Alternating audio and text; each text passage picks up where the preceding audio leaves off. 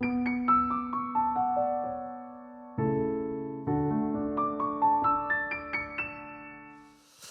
우리에게 주시는 하나님의 말씀은 창세기 16장 15절에서 17장 1절까지 말씀입니다. 구약성경 창세기 16장 15절에서 17장 1절까지 말씀 보도록 하겠습니다. 다 찾으셨으면 하나님 말씀 우리 석절인데요, 합독하도록 하겠습니다. 시작. 하갈이 아브라함의 아들을 낳음에 아브라함이 하갈이 낳은 그 아들을 이름하여 이스마엘이라 하였더라.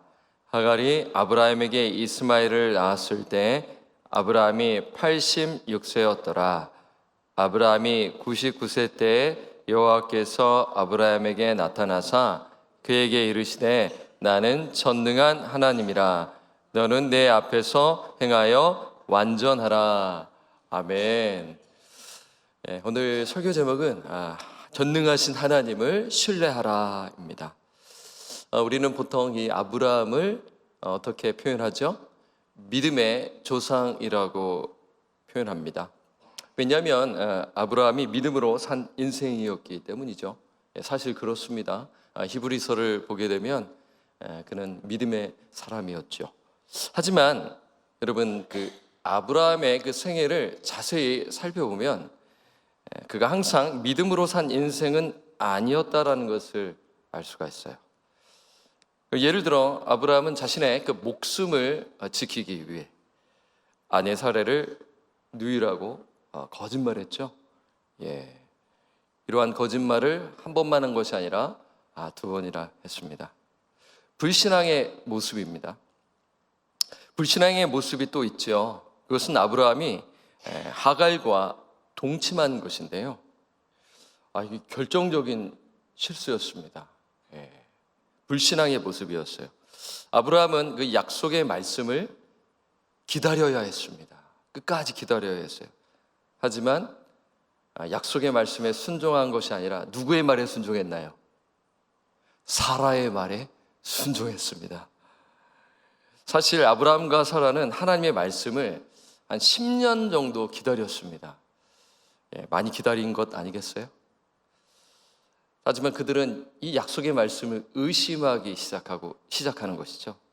그러다가 사라는 하나님께서 자신의 출산을 허락하지 않는다고 결론을 내려버려요. 그 내용이 창세기 16장 2절에 있는데요, 우리 한번 말씀 한번 보도록 하겠습니다. 창세기 16장 2절 함께 읽겠습니다. 시작. 사라가 아브라함에게 이르되 여호와께서 내 출산을 허락하지 아니하셨으니 원하건대 내 여종에게 들어가라.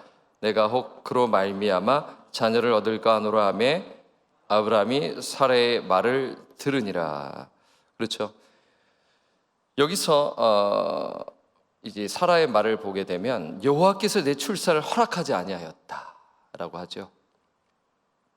허락하지 않다라는 동사는 완료된 행위인데요, 사라는 자신이 영원토록 아기를 갖지 못할 것이라고 생각했어요. 그녀가 내린 결론입니다. 그래서 그녀는 그럴듯한 아이디어, 혹은 인간적인 방법이라고 할 수가 있겠죠. 이렇게 아이디어를 만드는 거예요. 하나님은 아브라함의 몸에서 상속자를 주겠다고 하셨지 꼭 나를 통해서라는 말씀은 아직까지 없었다라는 것이에요. 그러니까 그 말씀이 이제 자기가 이제 스스로 해석한 것인데, 그 창세기 한번 15장 4절 말씀 한번 찾아볼까요? 자막이 없는데요. 이제 사라의 해석, 이 말씀을 듣고 자기가 원하는 대로 해석하는 건데, 이 구절을 가지고요. 15장 4절을, 창세기 15장 4절 함께 읽어볼까요? 시작. 여호와의 말씀이 그에게 임하여 이르시되 그 사람이 네 상속자가 아니라 내 몸에서 날 자가 내 상속자가 되리라 하시고. 지금 아브라함이 의심하고 있는 거죠. 아브라함은 다메섹 사람 엘리에셀을 통해서 또 하나님의 일을 행하실 것을 또 생각했지만 하나님께서는 아니라고 말씀하고 계시는데, 그러니까 그 엘리에셀이 상속자가 아니라 내 몸에서 날 자가 내 상속자라. 그러니까 이 말을 이제 사라가 듣고, 아, 그렇지. 하나님께서는 아브라함의 몸에서 상속자를 주겠다 하셨지 꼭 나를 통해서는 말씀은 아직까지 없었다라고 이제 생각하는 것이죠. 그러니까 다시 말해 사라는 자신이 아닌 다른 사람에게서 아이가 태어나도 무방하다고 생각을 한 것입니다. 하지만 사라의 아이디어는 인간적인 방법이잖아요. 그러면 아브라함은 이 사라의 말을 듣고 어떻게 해야 됩니까? 거부해야 했습니다. 서두르지 말고 하나님께 기도해야 했습니다. 하지만 아브라함은 아내의 말에 어떻게 하죠? 동의합니다.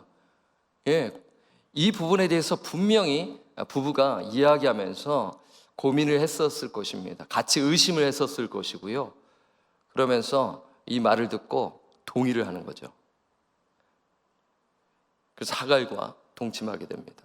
이 모습은 불신앙의 모습이죠. 하나님의 방법이 아니잖아요. 인간적인 결정이잖아요. 드디어 하갈은 임신하고 이스마엘을 낳습니다. 이때가 아브라함의 나이 몇 살인가요? 86세입니다. 창세기 16장 15절에서 16절에 이렇게 말씀하죠. 자, 자막을 한번 보면은요. 함께 읽겠습니다. 시작. 하갈이 아브라함의 아들을 낳음에 아브라함이 하갈이 낳은 그 아들을 이름하여 이스마엘이라 하였더라. 16절. 하갈이 아브라함에게 이스마엘을 낳았을 때 아브라함이 86세였더라. 여러분 흥미롭지 않습니까? 성경 기자가 아브라함의 나이를 아주 자세히 말씀하고 있죠. 86세로 거론하고 있는 것입니다. 그리고 창세기 17장 1절에도 그의 나이를 거론해요. 여러분 옛날 성경에는 이 16, 17, 18 이러한 넘버가 없었잖아요. 그렇죠?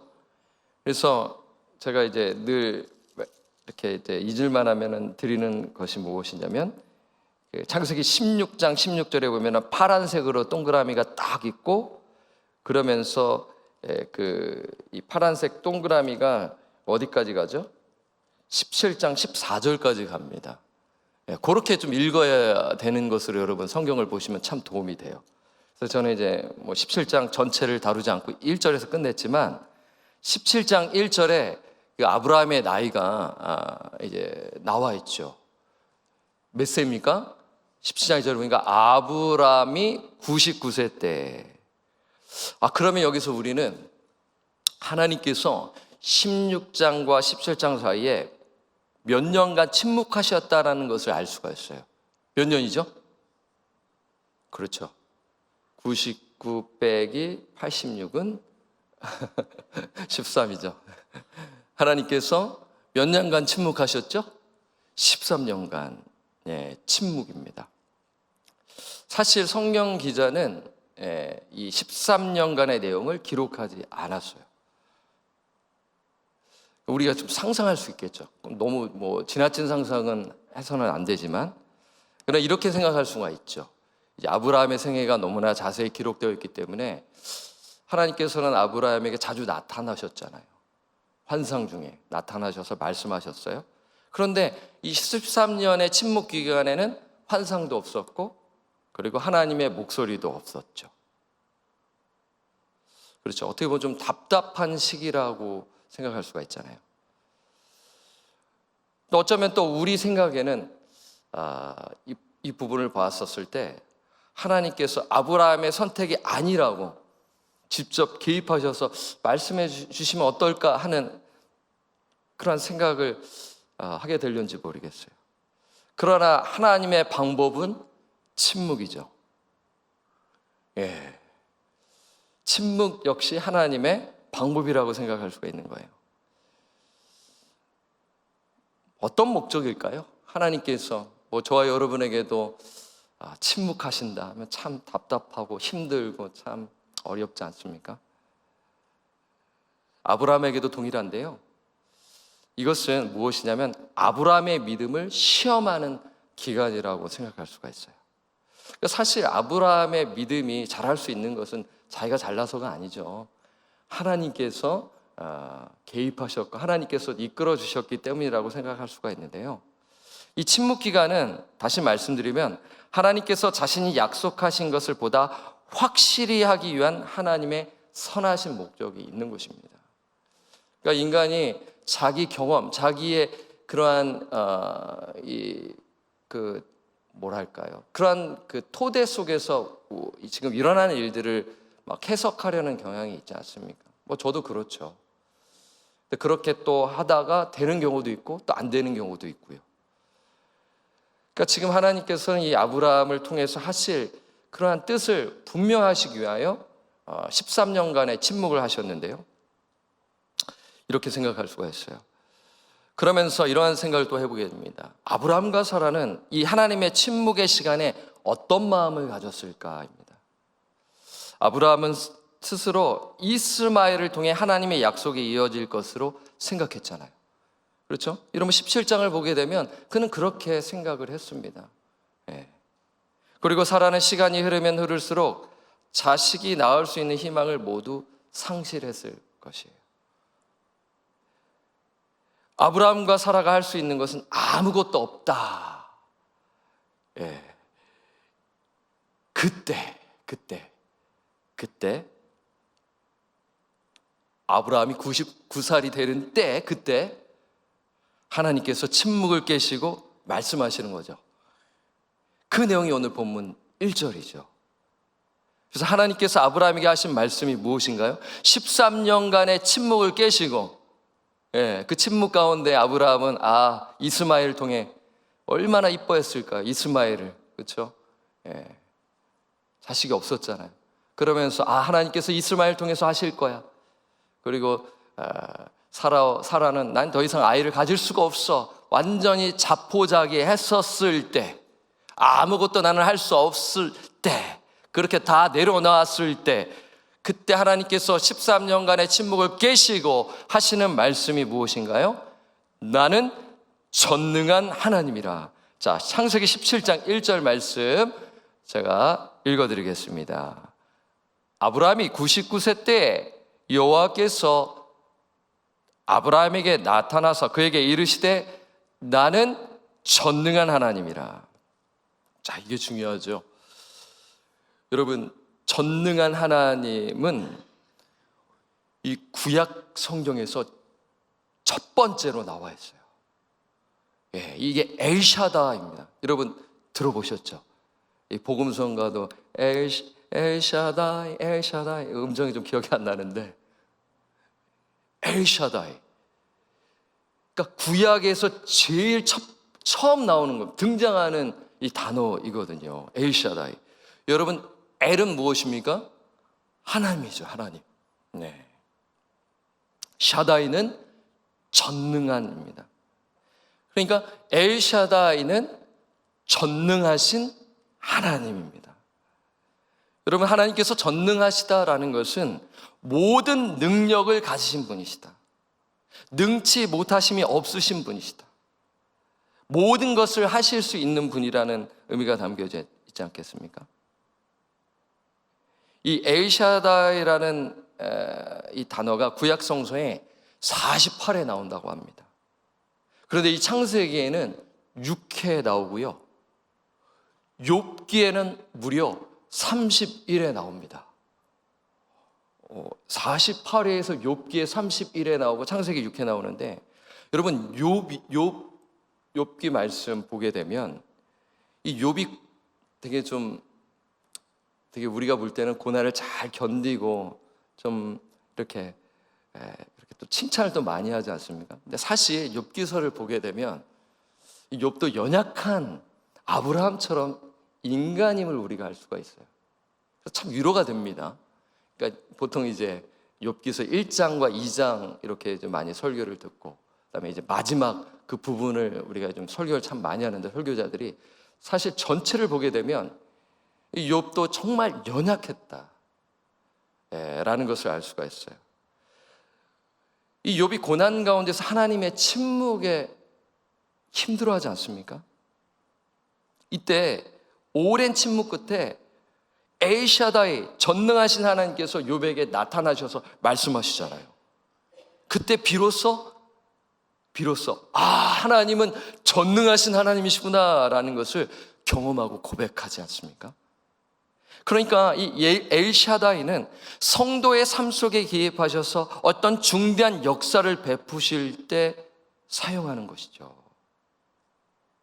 창세기에서는 자손에 대한 하나님의 약속을 하실 때 엘샤다이라고 고백합니다. 야곱도 그렇고요, 이삭도 그렇고요, 아브라함도 그렇고요. 창세기에서는 다시 말씀드리면 자손에 대한 하나님의 약속을 하실 때 엘샤다이라는 단어가 나오는 것이죠. 아브라함은 자신의 몸에서 자손이 나오는 것이 불가능하다고 생각하고 있는 그때에, 모든 것을 내려놓고 포기하고 있는 그때에 엘샤다이, 어떤 의미가 있어요? 전능하신 하나님은 어떤 일도 하실 수 있는 분임을 아브라함에게 말씀하고 있는 것이죠. 그러면 나는 전능한 하나님이라는 메시지는 아브라함에게 어떤 영적 교훈이 있을까요? 전능하신 하나님을 신뢰하라는 것입니다. 그렇죠. 그런데 우리 성도님들 이 말씀 어렵지는 않을 것 같아요. 그런데 우리가 아브라함의 인생을 보게 되면 아브라함이 하나님을 누구인지 모르는 것은 아니었잖아요. 이미 그런 하나님의 간섭하심과 능력을 체험했잖아요. 그는 이미 하나님의 약속의 말씀을 들었어요. 아브라함의 자손이 하늘의 별처럼 바닷가의 모래처럼 많아지게 될 것을 그는 신뢰했잖아요. 창세기 15장 6절을 보면 그는 여호와 하나님을 믿어 여호와께서 아브라함을 의로 여기셨다라고 말씀하고 있죠. 자, 그 부분 정말 중요한 말씀이죠. 이 로마서와 갈라디아서를 해석할 수 있는 키벌스 있는데, 키벌스이잖아요. 창세기 15장 6절 말씀 함께 읽겠습니다. 시작. 아브라함이 여호와를 믿으니 여호와께서 이를 그의 의로 여기시고. 그렇죠. 분명히 그 약속의 말씀을 듣고 그는 하나님을 신뢰했습니다. 이렇게 말씀을 들으면 여러분 어떤 생각이 드세요? 신앙이 더욱더 견고해져야 되지 않겠습니까? 더 믿음이 단단해지고 나아가야 되지 않겠습니까? 그러나 아브라함과 사라는 기다리지 못하고 환경과 상황 속에 지쳐 넘어지고 마른 것이죠. 그래서 그들은 어떻게 보면 하나님을 우리가 도와드려야 되지 않을까? 인간적인 아이디어 방법을 내서 동원해서 이것을 펼쳐나가야 되지 않을까? 이러한 생각을 하게 되죠. 그리고 또 하나님께서는 또한 침묵을 하시는 거죠. 이 말씀을 보면서 저와 여러분은 어떠신가요? 여러분의 믿음의 여정은 어떠십니까? 우리 역시 넘어질 때가 있지 않았나요? 아브라함처럼 기다리지 못하고 앞설 때가 있지 않으셨나요? 저 역시 그런 삶을 살았습니다. 그래서 하지 않아도 될 고생을 했습니다. 여러분은 어떠세요? 여러분의 인생, 믿음의 여정, 멀리 갈 필요 없고 올해를 한번 뒤돌아보시기 바랍니다. 2024년 그 믿음의 여정, 혹시 하나님보다 앞서서 나가는 그 모습이 혹시 있지 않았나? 아브라함의 삶을 볼 때 참 이런 생각이 들어요. 믿음의 여정이 쉽지 않다라는 것입니다. 믿음의 순례길을 걸어갈 때 어려움이 찾아옵니다. 유혹과 시험이 옵니다. 저희가 이제 얼마 전에 이제 50주년 정말 영광스러운 시간을 보냈습니다. 감격적인 순간이죠. 50년을 교회를 지키신 분들에게는 참 이루 말할 수 없는 하나님의 은혜입니다. 그 50년을 돌아봤었을 때 여러분 이런 생각 들어보신 적 있어요? 그때 좀 기다렸으면. 저는 잘 모릅니다.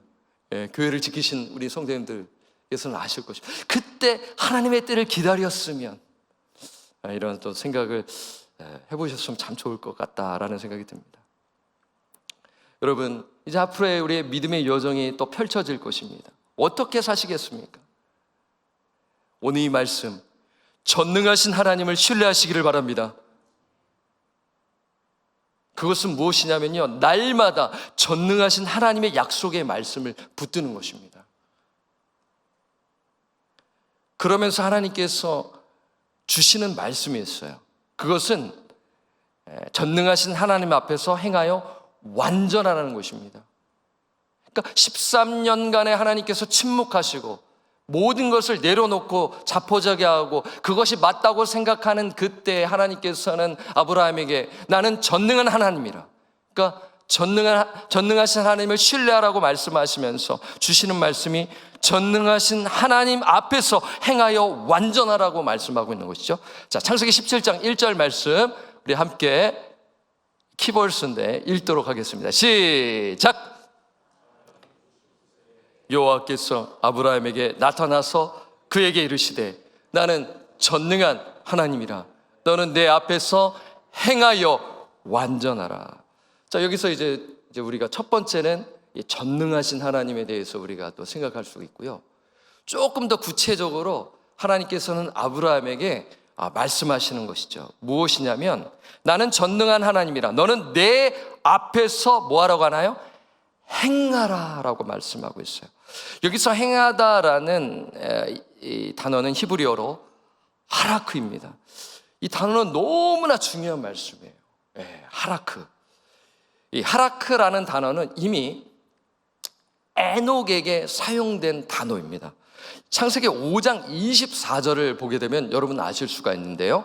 창세기 5장 24절을 함께 읽겠습니다. 시작.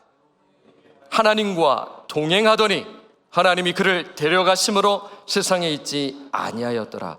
지금 말씀을 잘 보세요. 에녹이 하나님과 어떻게 했더니? 동행하더니. 여기서 동행하다라는 것이 하라크입니다. 하라크. 그러니까 오늘 본문 말씀 17장 1절에서 행하여라는 단어랑 동일합니다. 그러니까 표현만 달리한 것이에요. 동행하다, 행하다라는 것은 같은 의미인 것입니다. 여러분, 영어로 보면 더 분명하게 알 수가 있는데요. 영어로 보면은요, 딱 정리가 됩니다. Genesis chapter 17 verse 1. 제가 한번 영어로 읽어드리겠습니다. When Abraham was 99 years old, the Lord appeared to him and said, I am God Almighty. Walk before me and be blameless. 그렇죠. 지금 행하다라는 것을 어떻게 표현하고 있죠? Walk before me. 하나님 앞에서 어떻게 하라? 걸으라라는 것입니다. 지금 넘어져 있는 아브라함, 지금 넘어져 있는 상태입니다. 여러분 13년간 어떻게 보면 아브라함은 이게 맞다고 생각하고 합리적으로 생각했을 것입니다. 이 길이 맞다라고 생각하는 것이죠. 그렇잖아요. 우리도 어떤 일을 선택했을 때 주장하는 것이죠. 이게 맞아, 하나님의 뜻이야. 그런데 하나님께서 침묵하시고 딱 머리를 땅 때리는 거예요. 내가 틀렸구나. 그런데 그 아브라함에게 주시는 말씀, 넘어져 있는 아브라함에게 주시는 말씀 뭐예요? 걸으라입니다. 걸으라. Walk before me. 내 앞에서 걸으라입니다. 어떻게 보면 하나님께서 아브라함에게 움직여라 혹은 뛰어가라 하실 수 있지 않겠어요? 그렇지 않습니까? 왜냐하면 아브라함이 13년간 많은 것을 잃어버렸기 때문에 시간을 보충하도록 어떻게 보면 하나님께서 서두르라고, 야, 너 뛰어가, 이렇게 말씀하실 수 있잖아요. 하지만 하나님께서는 아브라함에게 어떻게 함께 걷자고 말씀하시는 것입니다. 왜 그랬을까요? 제가 이제 책을 또 보면서 좀 참고를 해봤는데, 이건 이제 인용하는 것이기 때문에 저희 아이디어가 아니라 찰스 스윈돌 목사님 계시는데 그분이 이런 말씀하세요. 왜 걸으라고 하셨을까? 걷기란 장기간에 걸쳐 지속적으로 할 수 있는 행위이기 때문이다. 여러분, 걷기 좋아하시나요? 평상시에 많이 걸으실 것 같아요. 새벽 기도 끝나면은 우리 성도님들 이 앞에서 많이 걸으시더라고요. 저도 월요일에 이렇게 이제 운동을 하려고 하는데 걷는 거 많이 하려고 그러고요. 그러다 좀 답답하면 한 5분간 막 뛰어요. 심장에 도움이 된다고 막 뜁니다. 5분 이상 못 뛰겠더라고요. 그러다가 이제 힘들어 막 집에 바로 들어가게 되는데 1시간 이상 운동을 하려면 많이 걸어야 됩니다. 그래야 오랫동안 할 수 있기 때문에 걷는 거. 이 걸으면 참 힐링이 많이 됩니다. 생각을 하면서 또 뛰면서 심장도 좋아지고 머리도 맑아지고요. 그래서 이 걷기와 뛰기를 제가 이제 반복하면서 운동을 하는데 잘 아실 줄 압니다. 여러분, 이 걷기는 장기간에 걸쳐 지속적으로 할 수 있는 행위예요. 그러니까 지금 하나님께서 침묵을 깨시고 먼저 아브라함에게 손을 내미시는 것이죠. 얼마나 감사합니까? 그냥 어떻게 보면은 평생 말씀 안 하시면은 어떻게 됐을까? 좀 그렇죠. 너무 서운하지 않을까? 이런 생각이 들어요. 그러나 하나님께서는 인격적인 하나님이세요. 그렇죠? 그러니까 오늘 walk before me, 나와 내 앞에서 걷자. 이것은 뭐냐면 하나님께서는 아브라함과 날마다 친밀히 뭐 하기를 원하신다? 교제하기를 원하신다라는 말씀이죠. 네 생각을 내려놓고 인간적인 방법을 내려놓고 날마다 나와 함께 동행하자, 나와 함께 교제하자라는 말씀을 하고 있는 것입니다. 또한 여러분, 걷는다는 의미를 여기서 머물러서는 안 됩니다. 이 걷는다라는 것은 오늘 이 성경 우리 한국어로 번역한 것처럼 행하라고 하지 않았습니까? 내 앞에서 행하라. 맞습니다. 행하는 것입니다. 이것은 무엇이냐면 반복해서 꾸준히 올바른 일을 하라는 거예요. 번역을 잘한 것이죠. 그래서 우리가 두 가지 의미, 함께 걷는다, 동행한다라는 의미와 함께 올바른 일을 행하라, 순종을 얘기하는 것이죠. 사라의 말에 순종했잖아요. 누가요? 아브라함이요. 하나님의 말씀에 순종하라는 것입니다. 그래서 여러분, 이 신약 성경의 말씀을 보게 되면 합당하게 행하라는 말씀이 골로새서도 나오고 에베소서도 나오고요. 이 바울 서신에 많이 나옵니다. 그때는 여러분 walk라는 단어가 있지 않을까. 영어 성경을 보게 되면 그렇게 번역을 했거든요. 자, 대표적인 성경 구절이 에베소서 4장 1절 말씀이에요. 자, 자막이 준비되어 있는데요. 에베소서 4장 1절 말씀 함께 읽겠습니다. 시작! 주 앞에서 갇힌 내가 너희를 권하노니 너희가 부르심을 받은 일에 합당하게 행하여. 이것입니다. 워크예요. 행하다라는 거, 워크라는 것입니다. 사도 바울은 어떤 맥락에서 이 에베소서 말씀을 줍니까? 1장에서 3장은 교리 아니겠어요? 그러면서 4장에 그러므로, 마치 로마서 12장에 그러므로 하는 것처럼 말이에요. 예. 그러므로 너희가 하나님의 선택을 받았으므로, 예수 그리스도께서 너희의 죄를 속량하셨으므로, 성령 하나님께서 너희에게 인쳐 주셨으므로, 그렇게 했으므로 주 안에서 갇힌 내가 너희를 권하노니 너희가 부르심을 받은 일에 합당하게 뭐하라? 행하라고 말씀하고 있는 것이죠. 순종입니다. 사도 바울은 부르심을 받은 저와 여러분에게 합당하게 행하라고 말씀하세요. 그것이 무엇입니까? 에베소서 4장 2절과 3절에 나와 있습니다. 자, 에베소서 4장 2절과 3절 말씀 함께 읽겠습니다. 시작! 모든 겸손과 온유로 하고 오래 참음으로 사랑 가운데서 서로 용납하고 평안에 매는 줄로 성령이 하나 되게 하신 것을 힘써 지키라. 아멘. 그렇죠. 하나님께서 우리를 부르셨어요. 하나님께서 우리를 부르신 목적이 있는 것입니다. 그것은 무엇이냐면 합당하게 행하는 것이죠. 여러분, 우리가 순종할 수 있다는 것이 축복입니다. 예수 믿지 아니하는 영혼은 성령을 받지 못했기 때문에 순종할 수가 없어요. 오직 성령을 받은 영혼만이 하나님의 말씀에 반응하고 순종할 수 있다. 순종할 수 있기 때문에 축복이다 라는 것이죠. 그래서 사도 바울은 모든 겸손과 온유로 하고 오래 참음으로 사랑 가운데서 서로 용납하고 평안에 매는 줄로 성령이 하나 되게 하신 것을 힘써 지키라는 것이죠. 하나님께서 아브라함을 부르신 목적 역시 합당하게 행하라는 것이죠.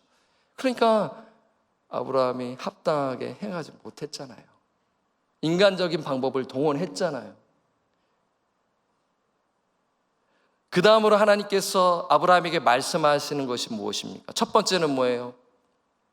전능하신 하나님을 신뢰하라. 두 번째는 합당하게 행하라. 그리고 완전하라. 오늘 본 말씀 17장 1절을 우리 한 번 더 읽어보도록 하겠습니다. 본말씀 17장 1절 말씀 아까 읽었지만 함께 읽겠습니다. 시작. 아브라함이 99세 때 여호와께서 아브라함에게 나타나사 그에게 이르시되 나는 전능한 하나님이라 너는 내 앞에서 행하여 완전하라. 아멘. 여러분, 완전하라 하면 흠이 없는 재물을 뜻합니다. 흠이 없는 재물. 그러면 온전함을 얘기해요.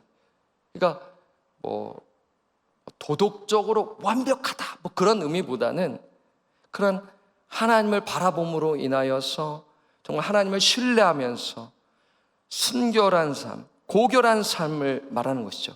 그러면 이 말씀은 과거 하가를 취한 것에 대한 책망의 말씀이죠. 그러니까 한마디로 거룩한 삶을 사는 것입니다. 우리가 언제 거룩한 삶을 할 수 있겠습니까? 나를 바라보면 거룩한 삶을 할 수 있겠습니까? 아니죠. 십자가를 바라볼 때, 우리 하나님을 바라볼 때, 거룩하신 하나님을 바라볼 때, 전능하신 하나님을 바라볼 때 우리는 거룩한 삶을 살 수가 있는 것입니다. 말씀을 맺겠습니다. 우리 성도님들, 오늘 아브라함의 인생 자세히는 우리가 살펴보지는 않았지만 그 인생에 있어서 아브라함이 어떤 삶을 살았는지를 오늘 이 16장 17장을 통해서 짧게 말씀을 살펴보았는데요. 여러분은 어떠십니까? 여러분은 정말 믿음의 여정을 봤었을 때 아브라함처럼 혹시 실수를 하셨는지 모르겠어요. 그랬다면 오늘 이 말씀을 통해서 위로를 받으시고요, 그 시선을 하나님께 두면서 주님을 신뢰하며 전능하신 하나님을 신뢰하며 사시기를 바랍니다. 그러할 때 우리가 정말 주님과 동행하면서 순결한 삶, 거룩한 삶을 살 줄 믿습니다. 이제 2024년 얼마 남지 않았습니다. 저는 사실 지난 8월에 왔는데 3개월 사역을 했는데 마치 저는 1년을 사역한 것처럼 시간이 흘렀어요. 예, 알차게 시간을 보냈다라는 의미죠. 너무나 그래서 감사합니다. 어찌됐든 이제 얼마 남지 않았기 때문에 여러분들 올 한 해 잘 마무리하시고 2025년에도 변함없이 전능하신 하나님을 신뢰하며 사시기를 바랍니다. 그래야 할 때 하나님께서 네 힘으로는 할 수 없어, 그러나 전능하신 하나님께서 함께 하시면 역사하실 거야. 내가 순결한 삶을 살고 내가 주님과 동행하면 하나님의 때에 하나님의 뜻이 이루어질 거야. 그 때를 기다리면서 우리는 풍성한 열매를 맺게 될 것입니다. 그래서 정말 하나님 앞에서 합당행하여 거룩한 삶을 사시는 우리 지구촌 교회 성도님들 되시기를 주님의 이름으로 부탁드리고 간절히 축원합니다. 아멘.